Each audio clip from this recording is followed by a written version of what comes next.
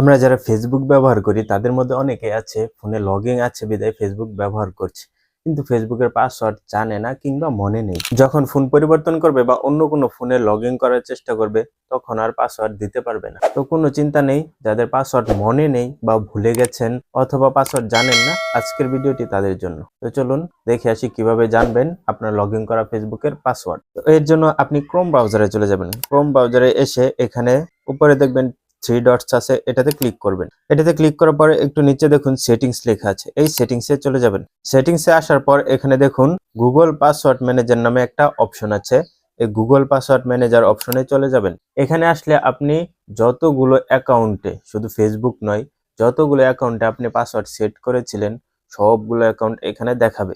তো আপনি এখান থেকে ফেসবুকে ক্লিক করবেন।